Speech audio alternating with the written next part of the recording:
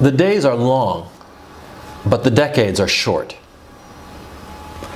A few days ago, I posted a video called Budgeting Your Life, and it was a sort of like a lifestyle video of me going around London getting a shower curtain and talking about how you have to budget your life. You have to figure out certain objectives in your life. Now, in this video, I'm going to actually show that. How you should be planning out your life on a spreadsheet. Like having specific objectives and things that you want to do and accomplish by the time your life ends. Because, see, you might not realize it, but your life will end. I mean, you're 20-something right now watching me. You have no idea how quickly 50 will sneak up on you. I'm 50, I'm 49. I remember it like yesterday that I was 18. The decades, 10, 20, 30 years, they get behind you so fast. So you want to be thinking now what you want to accomplish in your life. You want to be putting yourself goalposts, where you want to be at certain times in your life, where you want to be at 40, at 50, at 70, at 80. Do you want to be a 70-year-old man greeting people at the Walmart because you're completely broke and that's the best job that you could find? Do you want to be an 80-year-old man dying alone with no one in his life, no friends, no family? You want to be thinking about those endpoints now while you can, now that you have the luxury of time, because you're going to realize something key. As the years pass, your options narrow. Your life is really like a funnel. And as you age, that funnel gets narrower and narrower. And decisions you made in the past make it impossible to get out of the groove that you're currently in. And make it impossible to avoid some destiny that, maybe it's a destiny that you never thought possible. Maybe it's a destiny that you never hoped to have. Well, it was because of decisions you made in your 20s and your 30s. So you have to be thinking about those decisions now, so that when you hit 70, when you hit 80, you're where you want to be. You want to be dictating your circumstances. You don't want destiny or life to just show you up and tell you this is your life. You want to be dictating the pace of your life and the direction of your life. Now, this is going to help you to do that. So let's get started. See, on this vertical column, I put when I'm 20, then the decade after, when I'm 30, then the decade after, when I'm 40, then the decade after, and when I'm 50, when I'm 60, 70, and 80. And I put then the decade after 80. You hit 80, you're going to be lucky if there's anything left over. But let's assume for the sake of argument. Now, on the horizontal here, I have different aspects. Now, I colored them rainbow colored, very gay, yes, I know. But for a simple reason, just to distinguish it, so that you will know what we're talking about when we go through the different ages and the different areas of your life. Now, as you can see, there's your life, the overarching aspect of your life. Your fitness, your assets, I'm talking about financial assets. Your finances, I'm talking really income. Your career, your family life, your relationships, and finally here, your friends. Now, these columns that I've assigned here, they are what works for me and might help you. You change them as you see fit. All right? Now, it's always been helpful to me to be thinking of where I am going to be by a certain birthday. Now, I happen to have been born on February 29th, 1968. Because of that, my birthday, my real birthday as it were, comes once every 4 years. The next time I get it is going to be the year 2020. I'm going to be 52 years old, and I already have certain objectives for that date. Now, for the purposes of this exercise, let's take it 10 years at a time. All right? Now, let's talk first about your life. Your life, if you think about it, when you're 20 and that decade, when you're 20, you're just young and stupid, and the decade following that, you're finding your place in the world. Whereas when you're 30, you've completed your apprenticeship. all right? Because you're going to realize that in a lot of areas of your life, your 20s are the decade where you figure things out, where you're an apprentice. You're understanding your job, you're understanding relationships, you're understanding a whole different load of stuff during your 20s, things that you can only understand by way of experience. But at the same time, you're experiencing them in your 20s in such a way that any mistake you make is not going to be end of the world mistake.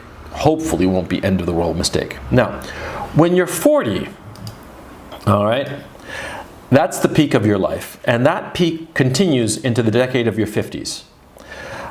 Between 40 and 59, that is really the peak of your life in terms of your profession, in terms of your relationships, in terms of your life experience. You're at a point where your body can still deliver, your mind is sharp, but your emotions are more in control.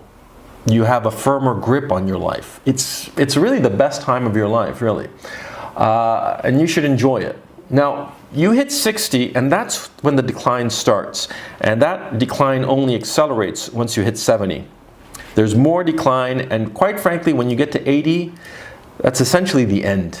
Anything after 80, that's just, you know, it's over. It's over. Well, it's over a lot earlier than that, as a matter of fact, but we're going to get to that right away. Now, the first thing that you should be thinking about, all right, insofar as your life, is how you are going to make it when you hit 60, 70, 80, in terms of how you are going to survive. Now, the smart thing is you want to be having income-producing assets by the time you're 80. Income-producing assets that will help you survive. Because by the time you're 80, any kind of 401k, any kind of social security, any of that shit, forget about that. You cannot depend on that. You have to be thinking about your own retirement now while you can. You have to be thinking, you know, 50 years into the future and saying, this is where I want to be financially speaking. Now, when I'm 70, this is what I want to have. I want to own my own home outright. I want to have cash savings equals to 30 years of living expenses. I want to own 20 rental properties outright, and I want to be living off the rental income. Now, this is my objective. You can choose whatever objective you want, all right? But my point of this is that when you have a objective in mind at the very beginning, all right, you are going to be able to plan better in terms of your financial future, all right?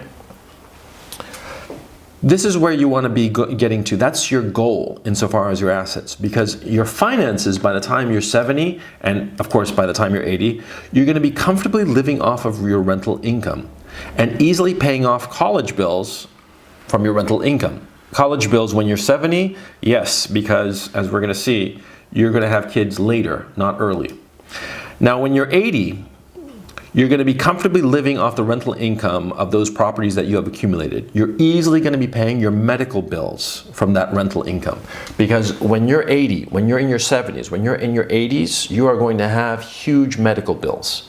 And who's going to pay for that? You know, the government isn't going to pay for that. You are going to have to pay for it. So you have to be planning for that now. All right? Now, let's get back to fitness. Fitness is a key issue of life that you should always be keeping in mind. Now, in your 20s, your fitness doesn't really matter. But when you're hitting your 30s, that's when you should have already certain ideas in mind as to how to stay fit. Because see, you don't want to hit 60, 70, 80 with huge health issues. You want to be maintaining yourself as early as possible. So when you hit 30, you want to be running a marathon on the day you turn 30. Run a marathon. You want to be running 25 miles a week. Now, I'm not doing that at this time. I should. I'm going to get back to it. Well, when we get to my age bracket, I'll show you what I'm doing, basically. But my point is, when you turn 30, you want to be running a marathon. You want to be living a life where you're running 25 miles a week, and you're going to the gym 3 times a week to do weights, okay? You're not trying to be a bodybuilder here, okay? You're just trying to keep your body in shape. There's that old Latin saying, a sound mind in a sound body, okay? The more exercise you do, in terms of running and weights, you're gonna find that you're thinking more clearly. Booze, drugs, you know, a little pot, a little X on the weekends or whatever, that's all good and fine. It's not gonna hurt you, okay? What will hurt you is being overweight. What will hurt you is not taking care of your body insofar as doing regular exercises. So when you're 30, that's what you want to be doing. When you're 40, you want to be doing a little bit more of maintenance, because by 40 your body is starting to decay. I'll tell you, I was so shocked when I was around 39, 40, I tried to lift a table that I owned. Now, this is a table that was pretty heavy, and I'd always been able to lug it around, okay, awkwardly, because it was, you know, a large table and an awkward size. But all of a sudden, when I was 30, 39, 40, 41, I forget, around that area, I couldn't lift it. I'd always been able to lift it.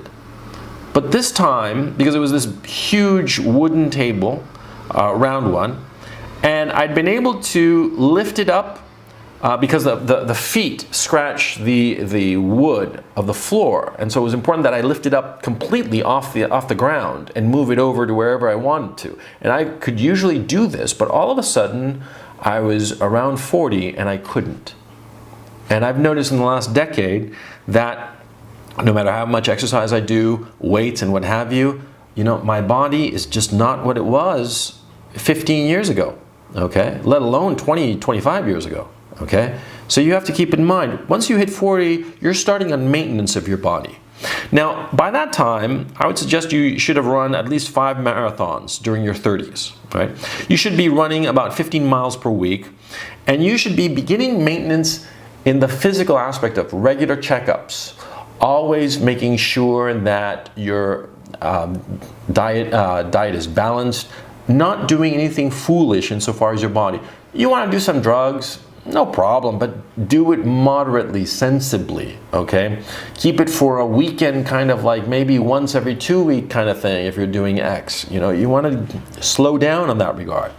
Now, insofar as when you hit 50, there you're definitely full-on maintenance. Now, you're going to the gym 4 to 5 times per week, and you're running maybe 10 miles a week rather. This is what I'm usually doing, okay? Right now, I've been a little bit lazy as of late because there are a lot of things going on in my life. But that is usually what I do. Right now, I can feel myself a little overweight and a little bit slow in the head. I know that once I get back into a rhythm, right now I'm going about twice a week to the gym, and I'm not running 10 miles a week. I'm running, you know, I'm barely 5, okay, when I can get around to it, okay? But that's what you should be doing when you're 50. When you're 60, a further regime. It doesn't really matter how much it is. You should be just thinking to yourself that this is what you want to be doing. You want to be doing maintenance, okay? Keeping up your body so that it doesn't fall apart on you, okay? Now, let's talk about relationships. Now, relationships, they're always fun, you know. What do you want to be doing in your 20s, when you're 20 and that decade after? Well, during that decade, you want to be casually dating. Casually dating means casually dating, nothing serious. You want to be number closing on maybe 5 girls a week, okay? And you want to be sleeping with a new girl, you know, 1 new girl a week. That's a pretty good average when you're during your 20s. And most important of all, you want to be learning to maintain a rotation. Now, what is a rotation? A rotation is a group of girls that you see regularly. And of course, you sleep with them regularly, right? New girl comes in, old girl goes out, it doesn't matter. You always want to be maintaining a rotation. When you're 20 something, okay, sometimes you're going to have 5 girls at the same time, sometimes 1 girl, okay? But you always want to have options. See, a man with options is a man who is not desperate. You always want to avoid desperation. See, because the guy who has the 1 girlfriend and no other options, he's fucked. You know, that girl owns him. You never want to be in that position. You always want to have a girlfriend, if you want to have a girlfriend, you know, 2, 3 other girls at least, that you can call up and have a good time with. Yeah? You do not want to depend on one woman, because that one woman will own you, and your life will become her life. You will become an accessory to her life. You will be an appendage to her, like a remora fish. Look up remora fish if you don't know what it is. So you always want to be having more than one woman in your life, and that's why during your 20s you're going to have to be learning to maintain a rotation. Now, when you hit 30, and that period of your, from 30 to 39, that's your apprenticeship insofar as relationships, that's completed. You have enough mileage, as it were, to know what's what. You want to be dating somebody semi-seriously when you're 30, it's not going to hurt. Yeah. And you want at least 2 other girls in your rotation. Okay. So that would mean like the steady girlfriend and 2 other girls on the side. And that's what you want to be doing at that age. Right? Now, when you hit 40, okay, notice that you're still not married. When you hit 40, that's when you have 2 serious relationships behind you. All right? And you're looking to get married.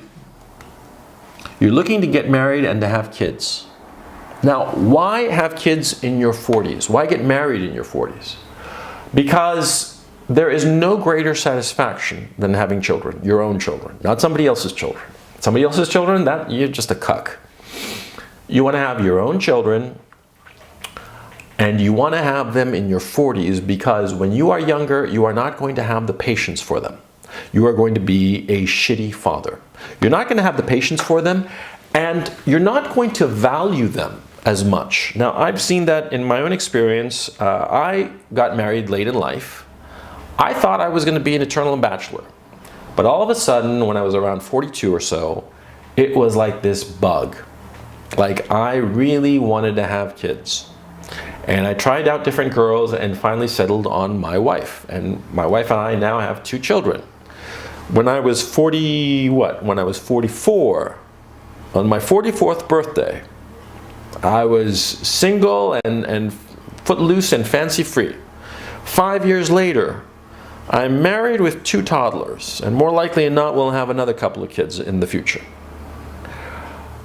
I've seen guys who got married in their 20s. They were lousy fathers. Maybe you had a father who was young, and he was a lousy father to you. So you know how it is, yeah? Guys who get married in their 20s and have kids when they're 20s, it never works out. Now, of course, you want your wife to be in her 20s, and we're going to get to that right away, but you do not want to be a 20-something father. You want your wife to be a 20-something mother, but you want to be a 40-something father, because you're just going to have, you're going to be better prepared for it. Yeah? You're going to be much more patient. And also, by the time you're in your 40s, you're not going to be so anxious about a lot of very important aspects of your life. You will have had the time to devote more energy to your career, to your finances, to accumulating assets. You will have a better sense of your life. So, going here to family life, when you're 20s, your 30s, your 40s, you don't have a family. No family at this time when you're 20, not when you're 30, and not when you're 40. When you turn 40, that's when you start thinking about having a family. Now, the relationship you have when you turn 50, where you should be married to somebody at least 20 years younger. And you should have 2 other girls in your rotation. Now, of course, I know a lot of people are going to say, oh, it's immoral when you get married, it's for life, blah, blah, blah. The fact of the matter is, marriage is a very tense situation, even in the best of times, because you are stuck with each other and you are working together to raise the kids. Because that's the other thing, see? When you're 50, you want to have 2 toddlers. That's my example, and you could say, oh, well, the coach is saying exactly what he is doing, and self-justifying his own life. You could say that maybe it's true. But in my own experience, I have seen it, that an older guy married to a younger woman, things just flow better. The guy has more patience. The guy also knows how to handle long-term his wife. A 20-something wife has the energy to deal with small children, just as a 40-something-year-old father has the patience and the wisdom to handle both the wife and the toddlers. Because I'm going to tell you right now, see, when you get married, your wife is basically another child. And the most effective way for dealing with a wife is to treat her as a child, to pamper her, to scold her when need be, to basically treat her as a child. And it sounds, you know, and this is something I never would have believed when I was in my 20s. In my 20s, I was all like, oh, you have to, you know, find your best friend in your wife, and you have to find the woman that makes you happy and all the rest of it. Bullshit. Bullshit. Yeah.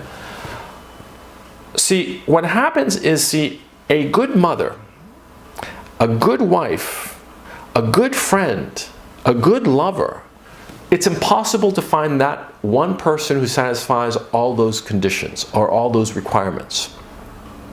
So you have to prioritize. When you're at 40 and you want to have children, what do you want? You want to have a good mother. You want a woman who will be a good mother and look after the kids and put their interests ahead of her own. I found a woman who is a great mother. She is terrible in other regards. For instance, she is a terrible housekeeper. Just awful. So what? You know, housekeeping, I can hire a maid. See, being a good mother, you can't hire a good mother. Either the woman you're with is a good mother or she's not. Okay? And no nanny, and nobody can replace a good mother. So your priority when you have kids, get a woman who's going to be a good mother. You want to fuck around? Find somebody else. There are lots of girls that you can fuck around with. And by the way, the only guy who gets caught is the guy who wants to get caught. Don't be that guy. You know, keep your mouth shut and your shit in order, and you know, everybody will be happy. Okay, so think of it in those terms. Now, insofar as your family life, you want to have at least 2 kids, and frankly, 3, 4, maybe even 5. Because think of it in these terms. Have you ever heard of a man on his deathbed saying, I wish I hadn't had as many children as I did? Have you ever heard of a man saying, as he stares at death, I regret having had this family around me who is helping me here at the end of my life? You have never heard such a man. You have heard of men saying, I wish I hadn't spent so much time at the office. Yeah, because the office, your career, it's fun, it's enjoyable, it's trivial in the shape of your life. There are other things that are much more important, and your family is it. You might not realize this now. You're 20-something, and you're thinking to yourself, oh, my friends are more important, or my career is more important, or getting into graduate school, or getting a really good job. You might think that that's the most important thing of your life. It's not. It's not at all. The most important thing in your life will be your family. The most important thing that you can do is to be a good father to your family. So you have to be at an age and at a disposition where you will be a good father. Now, if it turns out that, you know, you're 35 and you have all the patience in the world and you can deal with a screaming toddler in the middle of a supermarket or whatever, then have kids then. I mean, if you feel that you're emotionally prepared and ready, and you feel that your career is at a place that you're going to be earning good money and everything is hunky-dory and no problems, go ahead and have a kid then. In my own case then, when I was in my mid-40s, that was when I was ready to have children. That's when I had the patience for it. And I found a woman who wanted to have children, and here we are. Now, after relationships, after your family life, what is the most important thing in your life? Career? No. Finances? It's secondary. What's most important are the assets that you have accumulated, because the assets that you have are going to provide for you and your family. Okay? Your income the money that you get from your job, the money that you get from your work, whatever it is, maybe you own some company that generates an income, whatever your income comes from, it doesn't matter. What's more important are the assets that you accumulate. Now, when you're in your 20s, you're really not accumulating any assets, as it were. But what you want to be aiming for, the overriding issue that you want to be doing is that by the time you are 30, you want to be free and clear of personal and student debt. That is your overriding priority. Nothing else matters, okay? By the time you are 30, that's where you want to be. Now, you're in college now, and maybe you're taking on a lot of student debt, and maybe you have credit card debt. Credit card debt that you had to go into because of whatever reason. I don't care. I'm sure it was justifiable at the time. Your goal is that by the time you are 30, you have no debt of any sort whatsoever. It would be nice if you had saved by that time the cash savings equal to a year of living expenses. Okay, that would be nice, because here's the finances part. During your 30s, what you want to be doing is saving 25% of your net income every month. During your 20s, you're working as an apprentice in whatever job, and we're going to get to that in just a minute when we get to the career issue. Now, whatever job you have in your 20s, you want to be saving a quarter of that salary, of the net salary. Now, there are various reasons for it, but first of all, before you say that you can't because you have car payments, you have rent, you have student loans, blah, blah, blah, blah, blah, I have no sympathy. I remember when I was in my 20s and when I was earning some good money at the time. Now, I recognize that even when I was at my lowest ebb insofar as income in that decade, I could still sock away a quarter of what I was earning if I just moved to a not so nice apartment in a not so nice area. If I bought a used car instead of a new car, you can do it. If you can live on 100, then you can live on 75. It's as simple as that. You want to be doing it. Your priority, your number one goal is to save a quarter of your salary during your 20s. You're going to be saving more later on when your income is going to expand exponentially, because it does. When you're in your 40s and your 50s, and we're going to get to that in just a second, you are going to have a huge increase in your income. And it comes as if by magic. I've talked to a lot of my peers, and all of a sudden they're like, yeah, I'm making money like hand over fist. Okay? You will be making big money in your 40s and 50s, and you will be saving even more money, but you want to get into the habit as early as possible. Take your paycheck, whatever it is, and clip off a quarter of it and set it aside. Don't buy stocks, don't buy bonds, don't go gambling with it. Don't be foolish. Set it aside. Even if you're getting 0% interest on your money, it doesn't matter. It's there. It's something that you're saving, and you're saving every month. During your 20s, you're going to be saving a quarter of your salary, and you're going to be kicking it into paying off your debt. Maybe by the time you're 30, you don't have cash savings of a year of living expenses. It would be nice if you did. It would be nice, because that way, if you lose your job, if you lose your source of income, you have a year where you can find something else. Okay, but that's not so important. The important thing is that by the time you're 30, you want to be free and clear of personal debts. Then, by the time you are 40, this is what you want to be doing. You want to be owning your own apartment outright, no matter how shitty the apartment. Okay, you want to be owning your own place. Okay, don't worry about how big it is. Don't worry about the square feet or the area. Just your own place, and own it in a state where the property taxes aren't so high. That's an important key issue. I was talking to Miss Shedlock one time, and he was talking about properties in Illinois, and he was saying essentially that the property taxes are so high in Illinois that essentially you couldn't own a property. It was too expensive to own a property. It was better to rent. Okay. Now, aside from that, you want to be owning your own apartment. You also want to have saved in cash 5 years worth of living expenses. Now, if you've been saving money, 25% of your net income during your 30s, you're going to have this. You're easily going to be able to have it. But by the time you're 40, you're going to be saving a third of your net income. And you're going to be reinvesting 100% of rental income into paying off the rental income mortgages, because that's the other thing you're going to have. When you are 40, you are going to own 3 properties, okay? 3 rental properties with mortgages that are going to be paying themselves off. Now, these rental properties, they can be studio apartments, they can be, you know, a small house. It doesn't matter what it is. It could be a small store, maybe. Whatever it is, you want to be accumulating properties, because stocks, bonds, you know, companies go bankrupt. Real estate, they are not making more of the stuff. They are not making more land.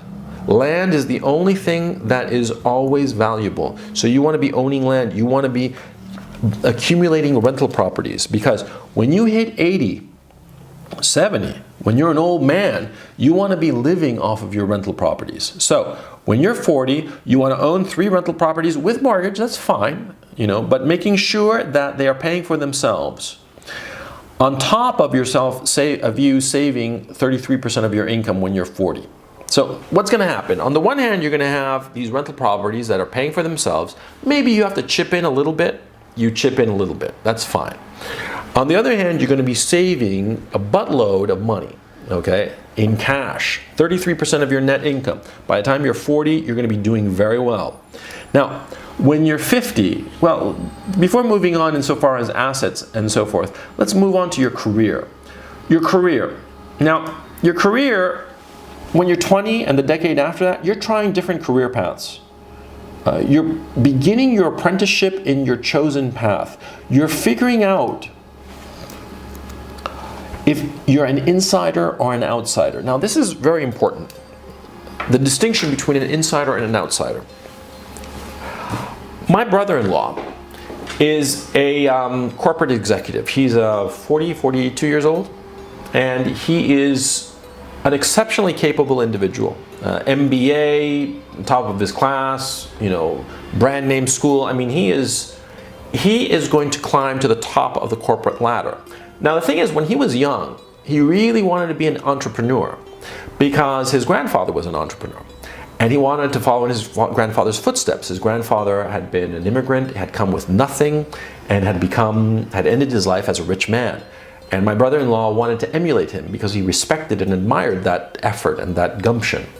And what happened was that he was working at a job, and he tried to set up a business, a store, I think. I forget what it was. But the long and short of it was, he discovered that he wasn't an entrepreneur.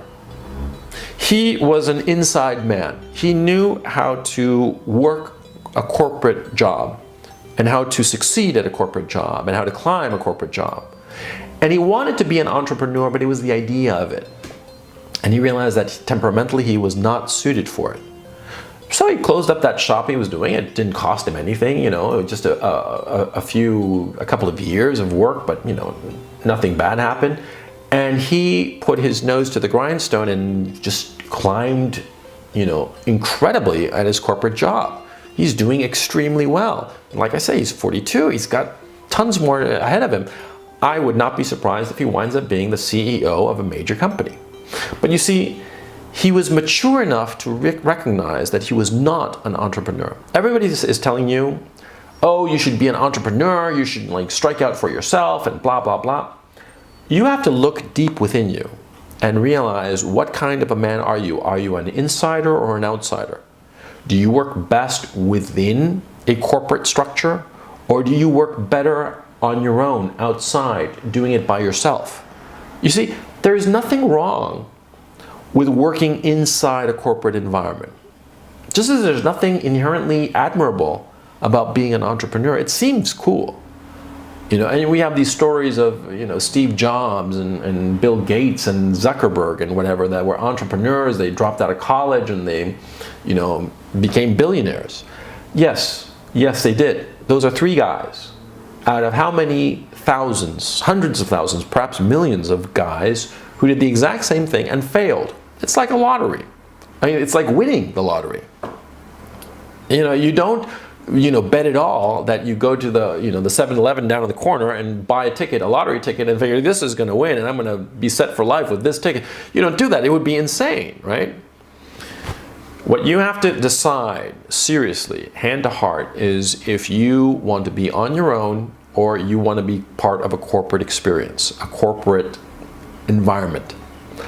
I recognized in my case that I would be profoundly unhappy in a corporate life. I would not survive. I would be chewed up and spit out, and that would be that, because of my temperament, because of the accidents of my upbringing and my inherent temperament. I just cannot work in a corporate environment. And this has caused a lot of problems for me. Being independent, being an outsider, it's very difficult. And I look at my brother-in-law and I envy him. And just as I know that he envies me, but we both recognize who we are. I would never survive in a corporate environment. He would never survive on his own. It's just not in our respective natures. So you have to be mature enough to figure out who you are, what you are. Are you an insider or an outsider? Okay? Now, once you've decided that, which is something that you should figure out in your 20s, then you try different career paths and you find the one that you really enjoy and you begin your apprenticeship in that chosen path. Because by the time you're 30, your apprenticeship will have ended and you're going to be in the first position of real leadership in your field, whatsoever that field may be. Now, you're going to be building your career starting at age 30. That's when you really are career building. Now, what does that mean? It means two things. It means honing your skills, and it means building your reputation, your network of contacts.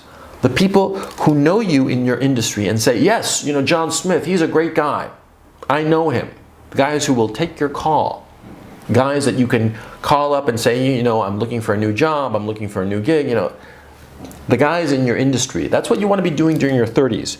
And you're going to take advantage of that fact because in your 40s, once you hit 40 and the decade of your 40, by the time you're in your 40, you should be in the C-suite, or you should be owning your own business with 10 million in sales. That should be your objective by the time you hit 40. Okay? Be in the C-suite of that corporate environment that you're climbing, or own a business with 10 million in sales per year. Now, secondarily, but in a sense just as important, you want to be indispensable to your industry or to your field. Indispensable, what do I mean? I mean, you are like in the environment of your field. You're like a satellite. You're like a planet in the solar system of your business. They know you. Everybody knows you. That's where you want to be at 40. You want to be one of the players of your industry, however large or small that industry may happen to be. All right? That's where you want to be at age 40. Okay. Now, at age 50, man, that's your salad days. That's going to be the peak of your career. Okay? Age 50 and forward. That's going to be the peak of your career, the peak of your earning potential. It's when you want to be an eminence in your field. Now, notice how I'm discussing your career here. I'm not saying a specific job. Okay? I'm just talking about the facets that you want to be ticking off when you reach certain age brackets. When you're 20 and you're in your 20s, you're figuring out who you are, and you are apprenticing in a field that interests you after trying various career paths. You never want to be locked into the first career that comes along. You want to be going to different career paths unless you're absolutely positively sure about one career path or another. But it's always best, if you're not sure, if you're thinking, try out different ones, you'll be surprised. Now, in your 30s, at 30, you've completed your apprenticeship. Your 30s, you're building your career. You're honing your skills, and you're building your reputation and your network of contacts within your industry. At 40, you're in the C-suite, in the leadership position of your field, or you own a business that has 10 million in sales. You are indispensable to your industry. They know you. You're a planet. You circulate in this solar system that is your industry. When you're 50, you are an eminence in your field. You are a name. Everybody knows you. Okay? Now, here comes the hard part. When you're 60, it's over. And believe me, you're going to fight it like crazy. Everybody does.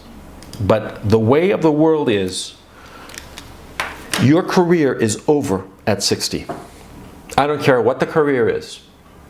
Maybe, you know, like if you're a doctor, you wind up being a professor at Harvard Medical or some shit like that, you know, and you get called on, you know, in big cases or stuff like that. But for the most part, most men, I'm talking the vast majority of men, they hit 60 and it is over for them insofar as their career. And it is very harsh and very difficult.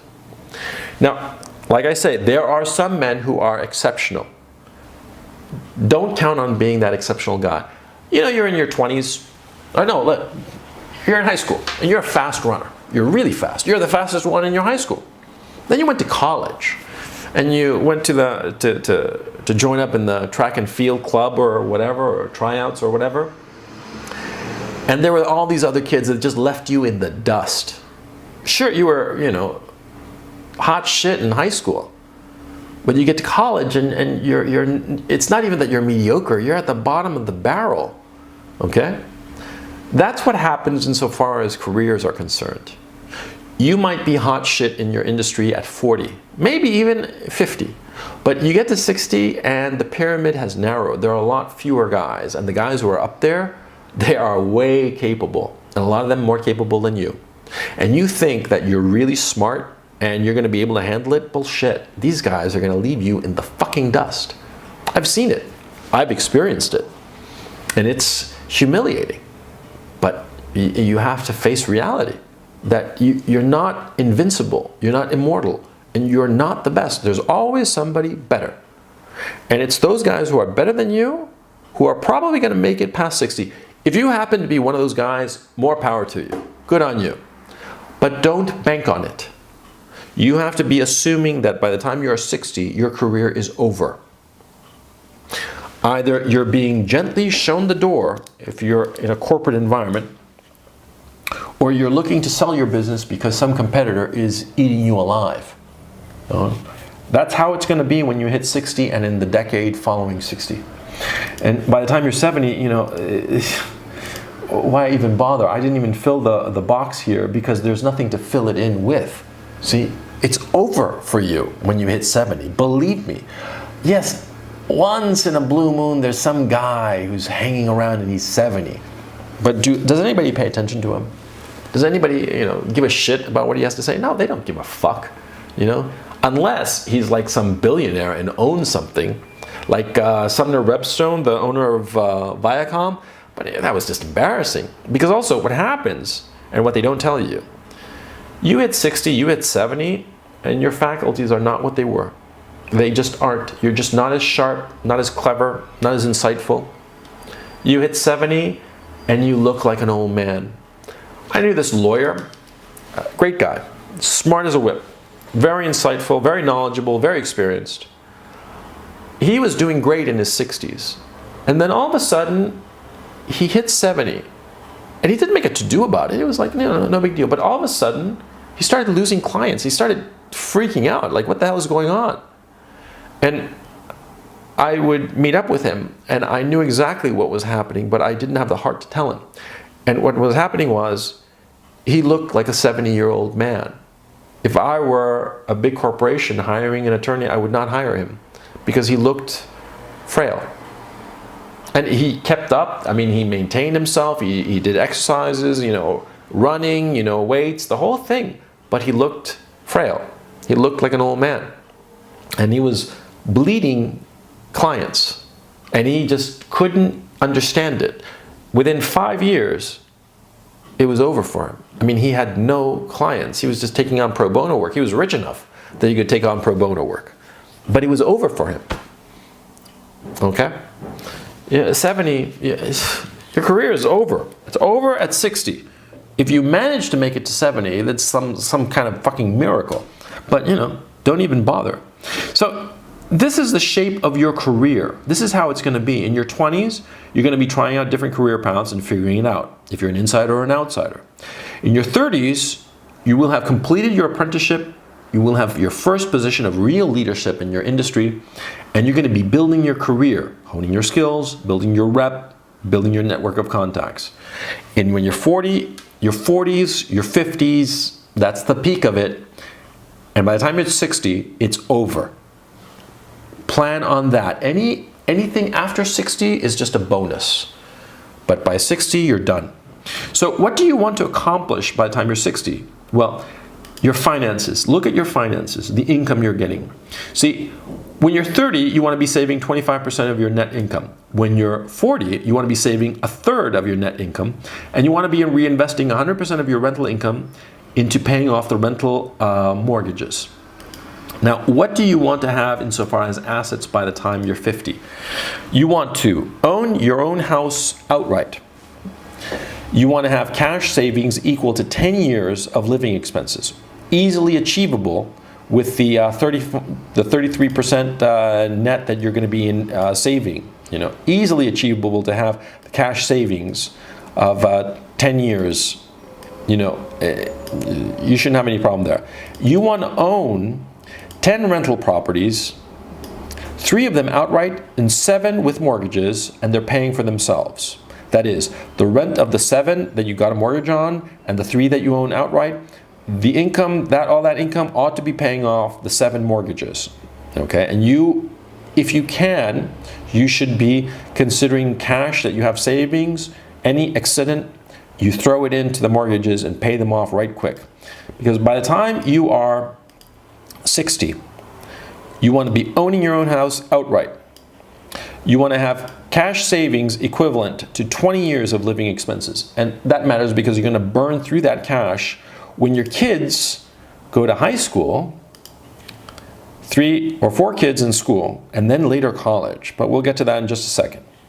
Now, when you're 60, you want to own your own house. You want to have cash savings equal to 20 years of living expenses. You want to own 20 rental properties, 13 outright, 7 with mortgages, paying them off for themselves. Now, how does this work with so far as your earnings? When you're 50, this is the column of your 50s, right? When you're 50, that's your peak earning. At age 50, that's when you're going to be making the big bucks in whatever industry you happen to be in. Now, you ought to be saving at least 50% of your net income when you're 50. Because, look, it is so easy to blow through all of your earnings. Now, what did I tell you at the beginning? That when you're young, when you're in your 20s, you want to be saving a quarter of your net income, right? So that by the time you hit 50, you're in that habit of saving as much as possible. Because what happens in your 50s is that you get a lot of money. And the temptation is going to be huge for you to buy a Ferrari or a Lambo or a Bentley or a Rolls Royce or some other, car to show off to whom, I don't know. Okay, but there's going to be a huge temptation to do that. Don't do it. Okay, there's nothing to be gained by that kind of spending. It's just money that you're throwing away. Okay, don't throw it away. Save your money and use any excedent to pay off the rentals, right? Now, when you are 60, this is going to be the hard part, and this is something you have to understand. You will have 0 work income, and you will likely be unemployed and unemployable when you're 60. Because, like I said, you hit 60 and your career is more likely than not going to be over. You're not going to have any income when you're 60. So you already want to be positioned for that eventuality, because it is an eventuality. You're 20-something now, you can go out and get a job. I mean, shit, you can go out and wash dishes or mow lawn somewhere and you can get some income. You hit 60, you don't want to be greeting people at the Walmart now, do you? Do you want to be that guy? Obviously not, okay? But that's going to be happening if you haven't prepared. So, when you're 60, you're going to have 0 work income. So, what you want to be doing is that you want to be reinvesting 100% of rental income into paying off the rental mortgages, and you want to be living off the excedent of your rental properties. Now, if you own 13 properties outright, and you own your own home, remember, you're not paying for where you're living. You own 13 properties outright and 7 that you're paying that have mortgages. What will happen is that, see, you're going to wind up basically living off of these 6 properties. Excuse me. You're going to be living off of these 13, the income of these 13 properties minus the money that you're chipping into these 7 to top them up or accelerate payment on the mortgages. You want to be accelerating the payment on the mortgages, of course. Because by this time in your family life, you have 3 or 4 or 5 kids, all of them in school, and you want to send them to private school, not to the shitty public school, unless you happen to live in a really good area, right? You want to be sending them to good schools, okay? You're going to have 3, 4, 5 kids at this stage of your life. Now, insofar as your relationship is concerned, by the time you are 60, you're still going to be married to your first wife. Why are you going to be married to your first wife? Because if you got married in your 40s, you are going to be wise enough and self-controlled enough to manage your relationship with your wife. See, you always want to be managing your relationship. You never want it to just sail along, because if a marriage sails along, it's going to wind up on the rocks every single time. Okay? A marriage is like sailing a boat. Okay? You don't have to be all precise about it, but you just can't let it go adrift. It goes adrift, and it's going to wind up on the shoals. Okay? So, insofar as being married, you're still going to be married to your first wife, and there's no reason why you should divorce your wife. Okay? Now, if she wants to divorce you, fine. But, you're going to be fucking prepared for that possibility. But that's for another podcast. You're going to have at least 2 other girls in your rotation when you're 60. Okay? Not steady girls necessarily, off and on kind of things, or constantly scrounging, but you're going to want to do that. Okay? Just to keep on the ball. Okay? When you're a little bit older, when you're 70, you're just not going to have the patience for it. You know that lawyer I was telling you about? The hotshot attorney with all the big clients, I knew him pretty well, and he was still fucking around at 65 and so forth. I mean, he hit 70, it all sort of like wound down insofar as fooling around with girls. And he told me why. He said, I just don't want the hassle anymore. And it's very true. I've noticed in my own case that you get older and you just don't want the hassle anymore. I mean, you prefer to stay home and, play with the kids or do some hobby or have some time for yourself or read a nice book than to be dealing with some chick. One time, I lied to my wife and said that I had to travel on a Thursday, when in fact I had to travel on a Friday. And that night, you know what I did? I didn't go out, chasing girls. I went to a nice hotel, and I got myself a nice dinner, and I read a bunch of books and watched some movies that I hadn't had the opportunity because of the kids. I didn't do anything, anything naughty, as it were, because what happens is you get older, you just don't have the patience to deal with girls anymore, okay? And by the way, you always want to be living by Hugh Hefner's rule, One time he met some girl, and this girl, she was like 22 or something, she said, I've never dated anybody older than 24, and Hugh Hefner said, neither have I. Classic. Okay, Hugh Hefner is sort of like a pathetic old man right now. I mean, it's just he should have packed it in, but that's for another conversation. The truth of the matter is, see, you never want to be dealing with divorcees or the women who have a kid or anything like that. No, you want them single. You want them in their 20s, whatever age you happen to be in. And believe me, as you get older, your opportunities for hot women in their 20s increases. Almost exponentially. I have no idea why, but in the past 3 months, 4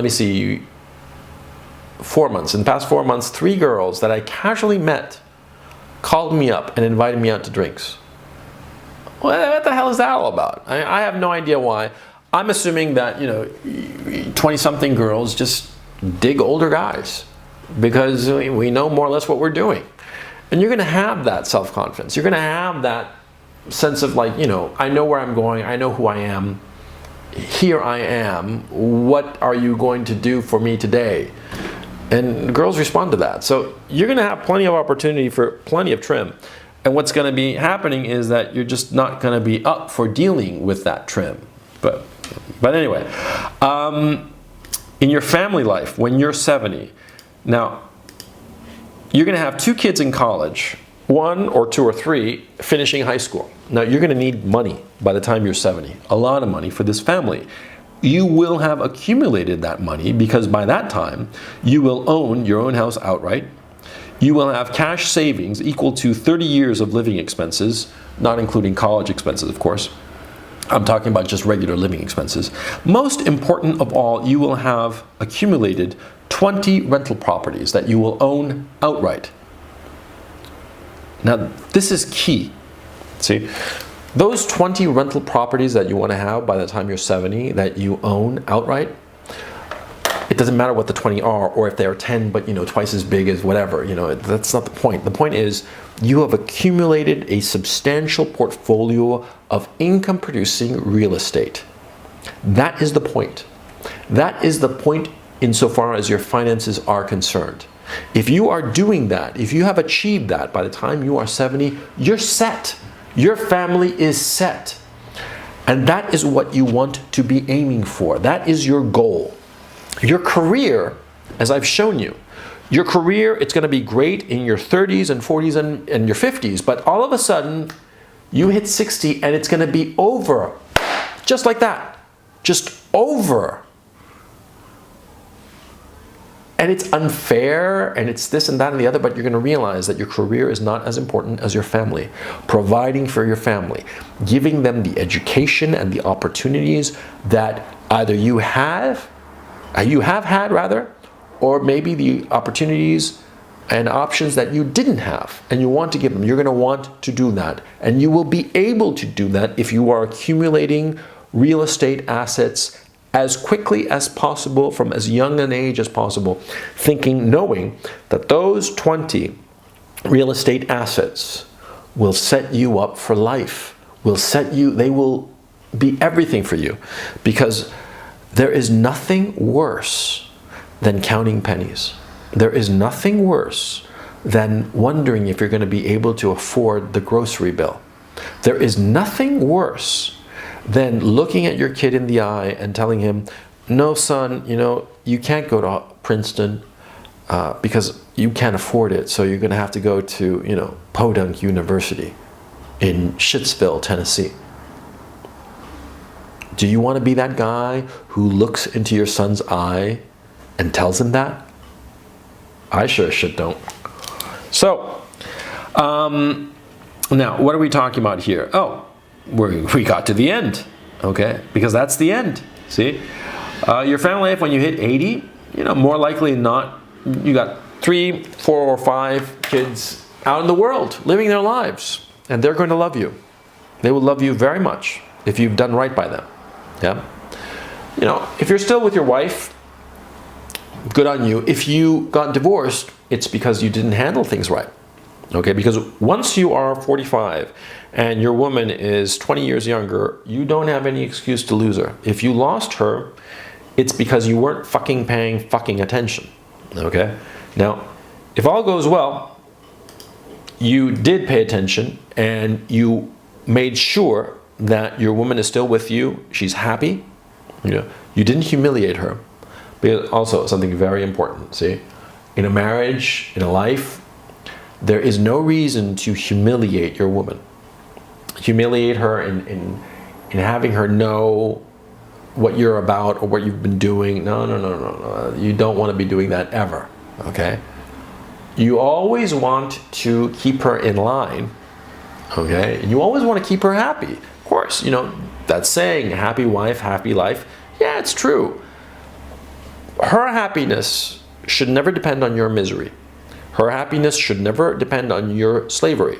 Her happiness should depend on your happiness. And you will be happy by planning out your life and seeing that plan through to the end. Now, we've gotten to the end here, to when you hit 80.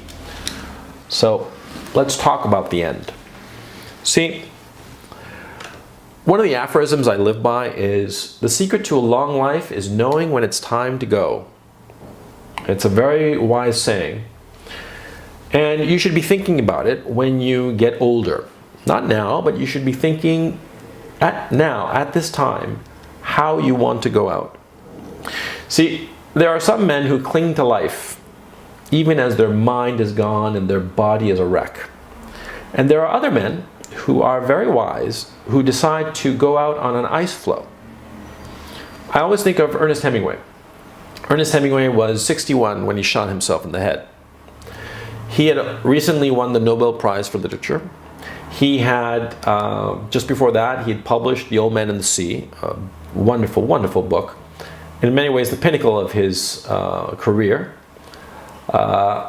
He shot himself alone in his ranch in Idaho. And the rumor was that he had been suffering from dementia. Now, I've seen men who have suffered from dementia and didn't do anything about it. And their destiny was just so sad. They became bedridden men. You know, some of them didn't have the money to be taken care of, so they wound up basically charity cases. And it is just so incredibly sad. Yeah, once vibrant men who are reduced to nothing. And I know of one case in particular, a man that this happened to, and his family, he himself was well off, very well off. And so after he became incapacitated, his family was easily able to give him round-the-clock care. He had been a great man. He had started off not from a humble background, but not that well off, but he had built a lot, a whole portfolio of assets, he had built himself a life. He had wonderful children, a wonderful wife. He was a rich man when his mind went. He has spent, I don't know, 20 years bedridden, you know. He's a shell of a man. His mind is completely gone. He has around-the-clock care. And the horrible thing is that his children don't remember him when he was a strong, vibrant man. They remember him as he is now, a shell, a ghost, a nothing. And in a weird way, all of his achievements, which are really quite incredible, extraordinary, they're forgotten. They've been wiped away by the reality of who he is now, because he's been this decrepit shell of a man for so long that his children have forgotten him. Don't be that guy. You know, when you get to the end, have a plan. Always be planning. And that's the difference between men and animals. And I mean men, and also the difference between men and women and men and children. Because children and women cannot plan to save their lives. They go from second to second, from emotion to emotion. They are driven forward. They're so easy to drive forward. Yeah? They're like sheep. Men can plan. Men, and only men, males, we can plan. We can plan for the future. That's the whole basis of our success. That's why we're on top of the heap. Yeah? That's why feminists hate us, because we can plan. Plan your life. Know where you are going. In every aspect of your life, your fitness, your assets, your income, your career, your family life, your relationships, your friends. Your friends, that's the last thing I haven't mentioned, but I'm going to leave it at that. The important things with friends is you want to have a lot of them. The more, the merrier. That's the bottom line. And as you get older, it's harder to keep up with friends. You lose them, inevitably. You lose them because they move away. You lose them because they have a family of their own and they become preoccupied with their family. You lose them for all sorts of reasons. And part of the reason that I'm doing this now is because my close friends, they're too busy for me now. It's sad, but it's true. My point is, plan your life. Plan where you are going. This outline, I'm going to do some screenshots here at the end so that you can see it really clear, the whole thing. But my point is, plan your life so that it has direction. Plan it now when you can. Because like I said, the days are long, but the decades are short.